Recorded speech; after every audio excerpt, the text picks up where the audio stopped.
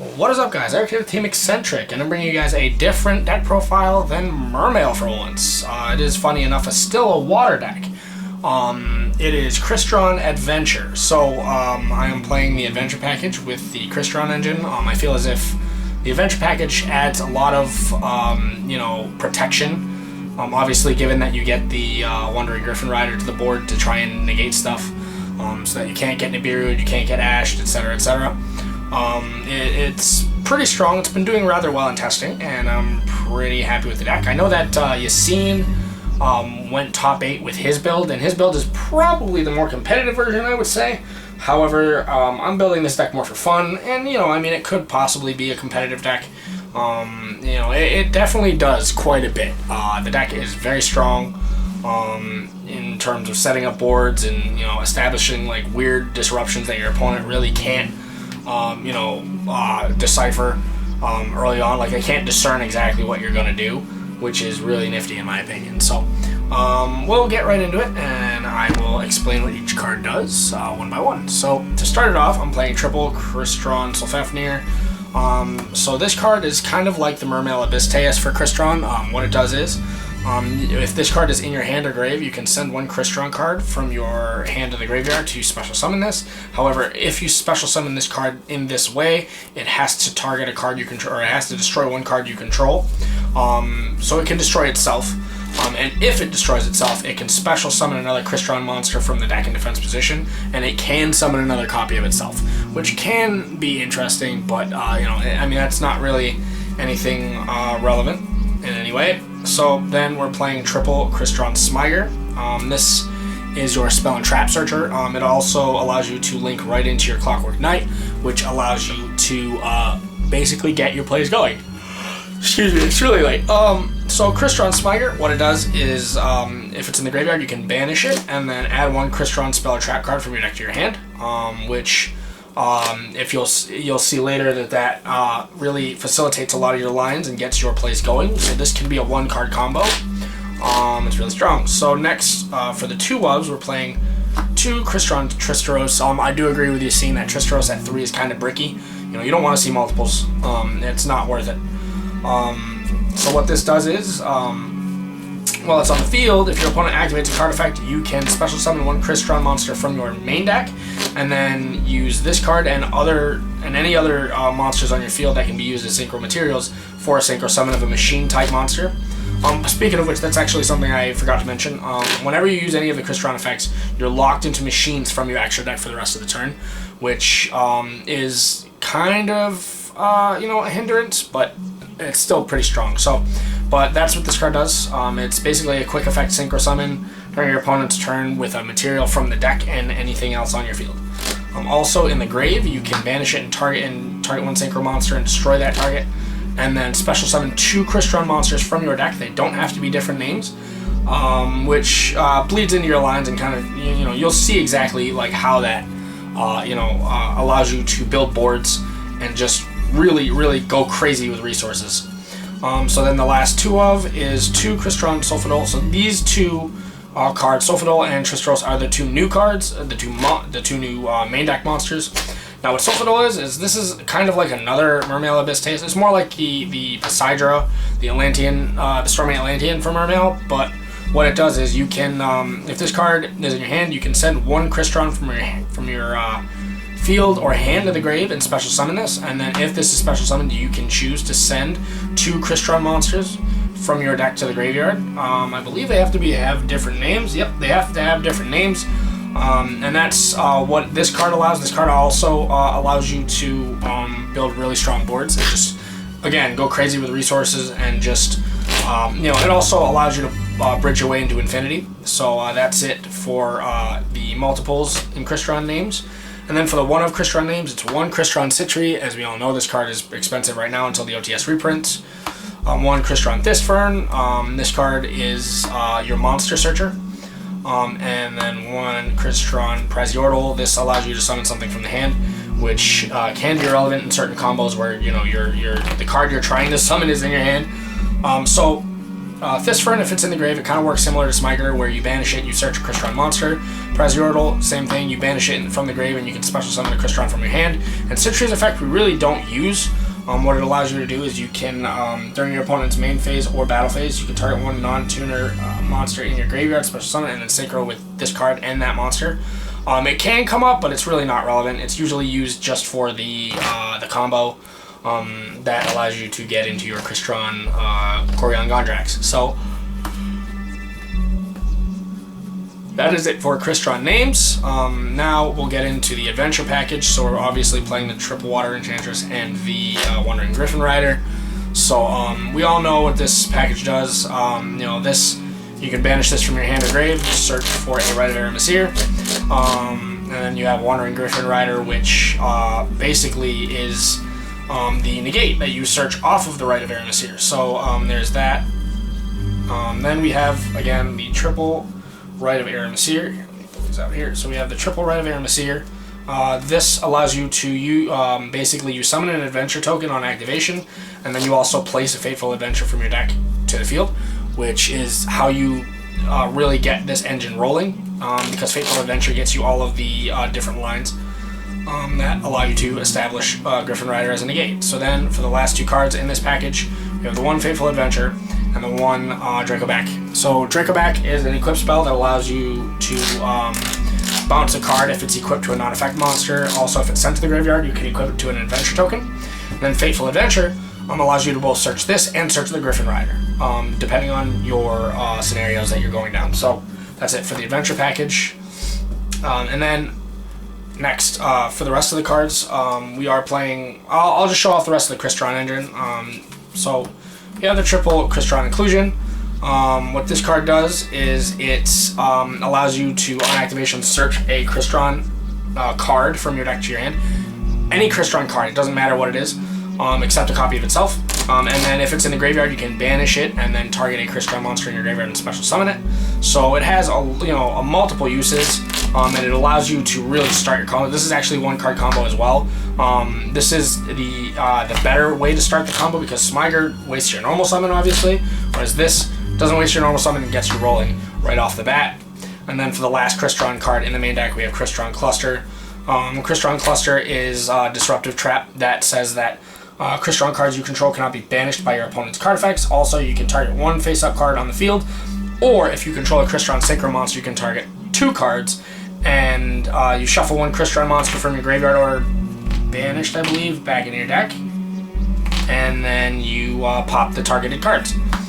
So it allows for another search target off of Smyger, as well as a disruptive and protective card. I mean, the card does quite a lot, and it's actually it does make your Malice matchup a little bit easier, so that's something. And then last but not least, we'll go through like non-engine, and then kind of like engine initiators that aren't like part of the engine themselves.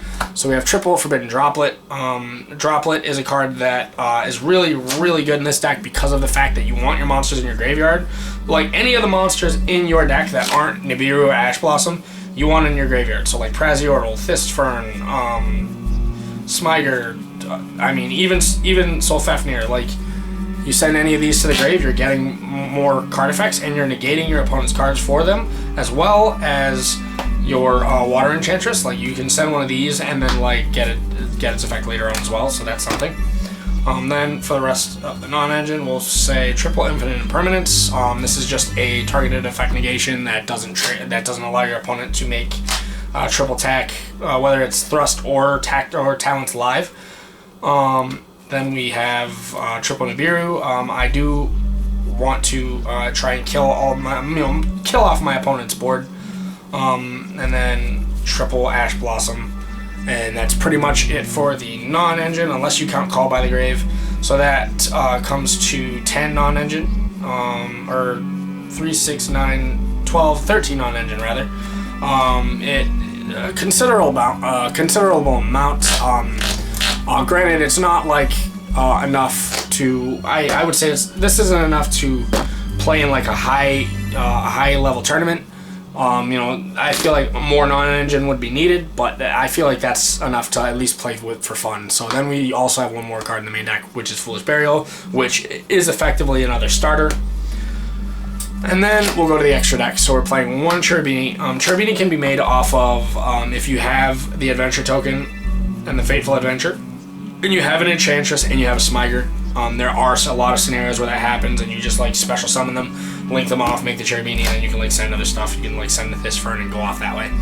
So there's that. We also play one Clifford Genius. I play Clifford Genius particularly because it is a monster, or it is a negate that is on the board. Like it targets one card you control and targets one card your opponent controls, and then negates them both. The only thing is it can't target itself, and also it's unaffected by spells, traps, and the effects of link monsters, which can be really strong in a lot of scenarios. And it being a machine, you know, you can go into it as well, so that's something.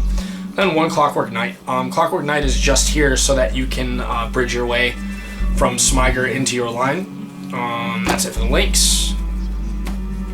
For Synchros, this is the biggest part of the extra deck. Play two of the new Crystron El Skeletus. El Skeletus is really strong. So what it does is, while it's on the field, all monsters your opponent controls lose 500 attack and defense. Also, if this card is summoned, you can add one Crystron from your grave or banishment back to your hand, and if this card is destroyed, you can special summon one Crystron from banishment, from your grave or banishment to the field. So you can see how it really facilitates a lot of lines, and really gets you all the advantage you need to build a board just off of being destroyed by a card, which you know there are multiple cards in this deck that destroy things. So this card really does you know, help with that. And then we have one of the basically the main disruptor of the deck, like the main line you want to go down, Crystron Gorion Gondrax.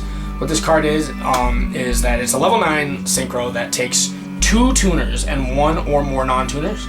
And what this card states is that if this card is synchro summoned, you can target monsters on your opponent's field and or in their grave and banish those targets based on the amount of synchro materials used for this card summon, as well as if this card is destroyed by battle or card effect, you can target one banished monster and special summon it to your field. So that's really, really strong. Then we're playing double F8 on Dragster. This honestly, it seems a little bit weird, but Dragster is really, really strong in a lot of the combos, and it is a negate, so that's something. It reduces its level by 2 to negate a spell or trap, which is what you're really trying to do with this deck. You want to negate a spell or trap and then use this as synchro material for Tristros. Then we have one Navy Dragon Mech. This is a card that you probably didn't see in Yassine's list. This is a card that I'm playing. It's a machine, it's a level 9, and what it does is, if this card is special summoned, so not even synchro summoned, if this card is special summoned, you can target cards on your opponent's field up to the number of tuners in your graveyard and negate those cards' effects on the field.